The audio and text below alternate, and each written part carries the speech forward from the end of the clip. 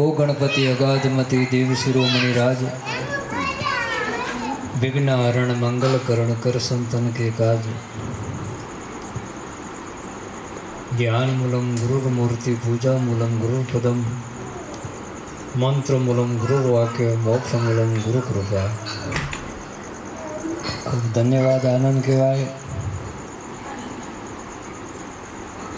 आज भावनगर जूनू पादर અને ભગતને આંગણે વાસ્તુ નિમિત્તે, મકાનના વાસ્તુ નિમિત્તે ભવનનો વાસ્તુ યજ્ઞ પણ થયો. દરેક બ્રાહ્મણ દેવતાઓનું ભોજન, સાધુ સંત અને અમને પણ આવવાનો મોકો મળ્યો. અને આ પ્રસંગની અંદર એમનો ભાવ, પ્રેમ, સ્નેહ દેખતા ખૂબ ખૂબ આનંદ થાય. અને અત્યારે પણ આ એક ભજન સંધ્યા સજનો, સંપત્તિ તો બધી હોય પણ સંસ્કાર વગરની સંપત્તિ પણ એક બાધક હોય. ગ્રસ્તાશ્રમ કેવો હોય? ગ્રસ્તાશ્રમમાં તમામ ફરજો અદા કરતાં પરમાત્માનું ભજન કેમ કરવું, પરમાત્મા પ્રત્યે લક્ષ્ય કેમ રાખવું, એ જો જાણવું હોય તો પણ આ રાજાભાઈને આગળ આવવાનું. કે દરેક પ્રસંગ હાચવતા આખા પરિવારની અંદર ઘણા મોટા બંગલા હોય, બિલ્ડિંગો હોય, કોઈ વાતે કોઈ કમી ન હોય, પણ જો તો એક આ બાજુ અફોટો બેઠો ને એક આ બાજુ અફોટો બેઠો. તો સજ્જનો, આ જીવન, મનુષ્ય જીવન જો ભગવાને આપ્યું ને કેવળ પરમાત્માના ભજન માટે આપ્યું. બાકી તો આપણા ભાગ્ય પ્રમાણે સુખ દુઃખ લાભ હાની ઘણું થોડું તો મળવાનું. પણ જે પરિવારમાં ભક્તિ હોય, ભક્તિનો વારસો હોય, એ આવનાર પેઢી સદા ઉજ્જવળ ને ભવિષ્ય મંગલ બનવાનું એમાં કોઈ બેમત હોતું નથી. તો આ જીવન આપણને કોઈ વાર મળશે નહીં. આપણા સંતોએ, શાસ્ત્રોએ, વેદોમાં, પુરાણોમાં અનેક રીતે આ જીવાત્માને કંઈ ને કંઈ જગાડવાની વાતો કરી. પણ કદાચ આપણે ન જાગીએ તો મનુષ્ય જીવનમાં જે કંઈ નાના મોટા કર્મ કર્યા અને એ કર્મનો છૂટકો ન થાય તો એના માટે એની સજા રૂપે પરમાત્માએ આ ધરતી પર આ જીવને 84 લાખ યોનિઓ બનાવી. અને મનુષ્ય જીવનમાં જે ચડતર કર્યું એ પશુ પક્ષી કીટ પતંગની જીવન અનેક કષ્ટ વેઠા એ ચૂકવણું કરવું જ પડશે. એટલે જ માટે આપણા શાસ્ત્ર સંતોએ, વેદોમાં, પુરાણોમાં અનેક રીતે ઘોષણા કરી કે એ જીવ આખીરમાં જવાનું જરૂરી. આ મનુષ્ય દેહ એટલે મોક્ષનો દ્વાર. આ પરમાત્માએ તને આ એક મોટામાં મોટી આપેલી મૂડી. સત્કર્મ કરી લે, પ્રભુનું ભજન કરી લે, તારી ભીતર કોણ બેઠો એને ઓળખી લો. એના માટે અનેક વાતો કરી. જીવ કાર્તિક કપટને રૂપ મનમાં વિચારીએ, આયો ઓતમ મનુષ્ય અવતાર જન્મ ન હારીએ. પાણી પેલી બંધાવો પાળ પછી ઓરતો થશે, ધન જોવન નીર નરવણ અવસર એમ વહી જશે.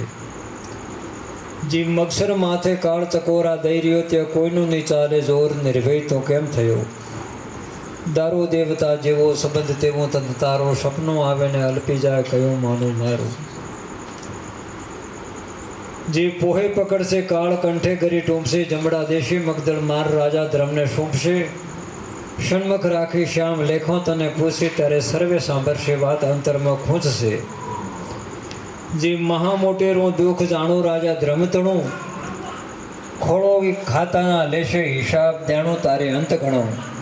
ટીપ દેશે 84 લાખ 4 ખાણમાં, ત્યાં ભોગવશો જન્મને મરણ ભવસાગરની તાણમાં. જે ફાગળ ફેરીને જોઈ અવસર આવો નહીં મળે, ઠાર નીર કપૂર ઉડ્યો જાય વાળ્યા પાછો નહીં વળે. આ કાયા કાચની ચોડી જાણો એમ ફટકે ફૂટશે, એવો આત્મદેહનો સંબંધ સ્નેહ એમ તૂટશે. જીવ ચૈતર ચેતન રૂપ વિલસી રહ્યા સર્વમાં, પણ માલુમ પડતી નથી લગાર માયાના ગર્વમાં. માટે માયાનું બંધન છોડો, ત્યારે સુખ આવશે. ઉર્માં ઉપજે આનંદ અપાર, હરીને ભાવશે. જીવ વૈશાખે કરો વિચાર, અહીં ક્યાંથી આવ્યા? જાત ભાતને કુળ તારું કોણ કોણે હોય લાવ્યા? નામ રૂપ ગુણ આકાર એને નથી જાણતો, અજામાં ભૂલ્યો સિંહ ફરે મસ્તાનમાં. જીવ જેઠેથી બ્રહ્મ સ્વરૂપ ત્યારે તું નાનો નથી. ચાર વેદ પુરાણોમાં વાત કયો જુગતે કથી. એવું સમજી વિચારી જોઈ ભૂલ્યા સિદ્ધને જ ફરો. પંખી છૂટ્યો કહેવાય, હંસ કહેવાય, પડે કેમ પાંજરે. જીવ આશા આષાઢો મેઘ વાદળની છાયા થઈ. મન પવન ઉદ્વેગ અપાર સમજણ છેટે રહી. અસ્ત થયા અનુભવી સૂરજ અંધારામાં આથડે. હીરો ખોયો મૂર્ખ કમાર દીવા વિના ને જડે. જીવ શ્રાવણ સુરતે રાગ વર્ષે જેણે મોતીએ. હરિની કીર્તિ અનંત અપાર એમાં કાંક ગોતીએ. પણ એવું જાણે કોઈ વિરલા સંત, હૈયાના ઉજળા અને ગુરુ જ્ઞાનનો દીવો હાથ બુદ્ધિના નિર્મળા. જી ભાદરવો ભરપૂર વર્ષા ગુરુ જ્ઞાનની. શ્રીતા આવે અમીને અપાર હરિના ધ્યાનની. શ્રીતા પીસે કોઈ પ્રેમી જન વિવેકી જેશે. ખળ મૂર્ખ મૂઢ કમાર દેખી અળગારે છે. જીવ આસો અંતરમાં ધાર શિવો સદગુરુ શ્યામને. તજો મનના ખાર વિકાર જપો શ્રી રામને. એવી ચિત્ત શિખામણ ધાર જ્ઞાની મુનિ સૌ કહે. હેમાનંદ કહે 12 માસ ગુરુ વિના ન વિલહે. જીવ 12 માસના અર્થ વાર્તા વેદની. જેનો સાક્ષી તંત્ર ગવાય ઉપનિષદ ભેદની. તેથી અધિક માસ કહેવાય પુરુષોત્તમ પામીએ. અને હેમાનંદ કહે 12 માસ સંકટ સર્વે વામીએ. એટલે સજ્જનો તમે તો બધા સદભાગી. અનેક રીતે આપણા મહાપુરુષોએ સંતો ઋષિમુનિઓ આપણને કઈ રીતે આપણા પર કેટલી આપણને જે ચેતવણીઓ આપી કે જાગો લોકો મત સુઓ કરો ને નિંદ સે પ્યાર. જાનો સપનો રેન કો એસો હે સંસાર. આएगा सो जाएगा राजा रंग फकीर. कोई सिंहासन चल गए कई बांधे जंजीर. घड़ी पलक की सूझे नहीं करे काल की बात. જીવ ઉપર તો જમ ફરે તેતર ઉપર બાજ. એટલે ભગવાને આપણને આપવામાં કોઈ બાકી રાખ્યો નથી. તમે આ મનુષ્ય જીવનું મૂલ્યાંકન કરો તો હોસ્પિટલમાં જઈને ડૉક્ટર સાહેબને પૂછો કે આપણા એક એક શરીરની હવે એની કિંમત કેટલી. જેને આંખ નથી એને આંખની કિંમત એને પૂછો. જેને બેરાશ છે એને કાનની કિંમત કેટલી. જેને વિકલાંગ છે એને પગની કિંમત કેટલી એમ પૂછો. જેને આ શરીરના અંદરના અવયવ કોઈ ફેલ થઈ જાય અને એ રીતે કષ્ટથી દવાને આધારે જીવે, એ પરમાત્માએ હાંગો પાંગા માનવ દેહ દીધો, એમાં કોઈ કચાશ રહી નથી. આ તો એક જીવનો એવો સ્વભાવ છે કે આવો મનુષ્ય દેહ દીધો એનું મૂલ્ય આંકન કરતો ને જ્યાં ત્યાં હતાશા નાખતો ફરે, નિશાશા નાખતો ફરે. હજી મને ભગવાને કાંઈ ના આલ્યું, ભગવાને કાંઈ ના આલ્યું, ભગવાને કાંઈ ના આલ્યું. ભગવાને આપવામાં કોઈ બાકી. મનુષ્ય દેહ એટલે મોક્ષનો દ્વાર. જે અત્યારે સંતો મહાપુરુષો ઋષિમુનિઓ જે ઇતિહાસને પાણે નામર્યા આપ પણ હું જાણો છો. જેણે આ મનુષ્ય તન મેળવી અને પરમાત્માનું ભજન કર્યું, ઈશ્વરની ઓળખાણ કરી, મા દુર્ગાની ઓળખાણ કરી, એનો સેજે બેડો પાર થઈ ગયો. આ ભજન સંધ્યા સત્સંગ આગળ અધિક માસ પણ આવશે. તે આપણે કેટલી કથાઓ કે સપ્તાહો બેસે, રામકથાઓ બેસે. સજનો દરેક આપણે એમાં જવાનું, આ ભજન સત્સંગમાં જવાનું. થોડું ધ્યાનથી વિચારો ને. હમણાં મારા આ દેવાભાઈ આ જીલણીઓ ગાયો એમ કે શબ્દ ઉપર ધ્યાન દેજો. જ્યાં સુધી આપણે શબ્દ ઉપર ધ્યાન ન દઈએ ત્યાં સુધી શબ્દની ઓળખાણ થતી નહીં. કે આ ભાઈ ભજન મને શું સંકેત કરે છે, આ આપણી કથા સંકેત શું કરે, શાસ્ત્ર રામાયણ ગીતા ભાગવત સંકેત શું કરે. જ્યાં સુધી આપણે એ આપણા જીવનમાં ન ઉતારે ત્યાં સુધી કોઈ આપણને સાચી દ્રષ્ટિ મળતી નથી. એટલે જે છે તે હું ને મારાની દિવાલ આડી આવી જ છે. ઢાંક્યો પાવક ધૂમસી, ઢોંક્યો વાદળે સૂર, માયાનો ઢોંક્યો આત્મા સમજણ રહી ગઈ દૂર.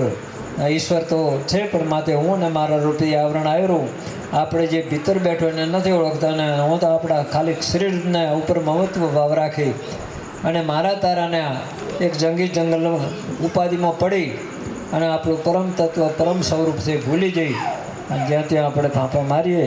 એટલે જ્યાં ત્યાં સત્સંગમાં જઈએ, સંતવાણીમાં જવું, ભજનમાં જઈએ, દેવ મંદિરમાં જઈએ તો થોડુંક ધ્યાન દેવું કે આ બધું સંકેત ક્યાં કરે છે, કે આગળ ક્યાં ચીંધે. તો એ જ્યાં સુધી આપણે આપણા દેહ મંદિરની અંદર આપણે જ્યાં સુધી દ્રષ્ટિ નીકળી તો સુધી બહારલા ભગવાન આપણાથી દેખાતા નથી. એટલે ભગવાન સર્વત્ર છે, ભગવાન સનાતન છે, ભગવાનનો કોઈ આદિમાંથી અંત નથી. કબીરા કુઆ એક હે પનિયારી અનેક, બર્તન સબ ન્યારે સબ મેં પાણી એક. તો ભગવાન એક જ છે. આપણા બધાના શરીર અલગ છે, પણ એ શ્વાસ રૂપે દરેકમાં પરમાત્મા એક જ બિરાજમાન. પશુ મેં, પક્ષી મેં, કીટ મેં, પતંગ મેં. એટલે જેટલું થાય એટલું પ્રભુનું ભજન કરી લેવું, દિલમાં દયા ભાવ રાખવી, કરુણા રાખવી, અને આપણું મનુષ્ય જીવન હોતો ત્યારે ઈશ્વરની ઝાંખી થઈ જાય એટલું નક્કી થઈ જાય, વિશ્વાસ આવી જાય, ધડો બંધાઈ જાય તો આપણો બેડો પાર થઈ જાય. તો હવે અમે તો ખાસ આજ ભગતનો ભજન સાંભળવા માટે જ આ 500-600 કિલોમીટરનું અંતર કાપ્યું છે. બાકી આશીર્વાદ તો ત્યાં બેઠો હોય હું આપી દઉં છું કે ભગવાન એમનું જીવન મંગલ બનાવે. પણ અમે ઘણા દાડા થઈ ગયા, એક આયા સુખ ઉપજે, એક આયા દુઃખ હોય, એક જો ન વિસરે ને પાહે ન પોહાય. જ્યારે ત્યારે કોઈ ઋણાને બંધે લેણે દેણે કે થોડી ઓળખાણ થઈ તો ત્યાં બેઠા બેઠા પણ પ્રાર્થના કરીએ, સુરતાના ધ્યાનથી કહીએ, હે ભગવાન એમની ભક્તિ વચળ રહેજો, પરિવારમાં સુખ શાંતિ રહેજો, અને કંઈ બાધા ઉપાધિ ના આવે, જીવન મંગલ છે, મધુર બને, એથી વિશેષ મધુર બને. એ ત્યાં બેઠા બેઠા પણ સંતો તો સજ્જન માણસોને આશીર્વાદ આપતા જ હોય. અને બાકી તો કોઈ આશીર્વાદ આપવાની જરૂર હોતી નથી. કર ભલા તો હોગા ભલા.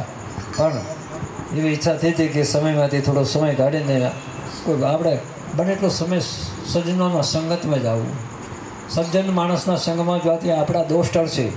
આપણામાં અવગણ કેટલા છે, આપણામાં કેટલી સ્વાર્થ વૃત્તિ છે.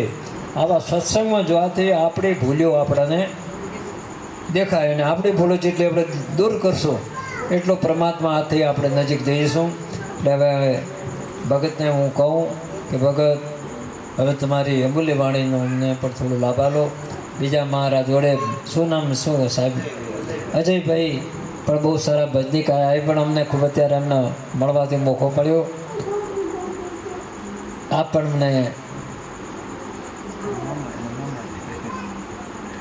તમારા મામા ભાણી છે ભાઈ, ધન્યવાદ છે.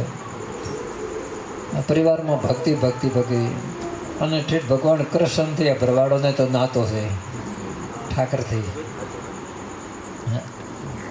બાપજી પધારો. તો ખૂબ ખૂબ ભગતને કહીએ કે બે સંતવાણી સમજાવો. પછી અજયભાઈને પણ કહીએ, પોતે પણ આપણા પછી ઠીક જો લાગે તો બે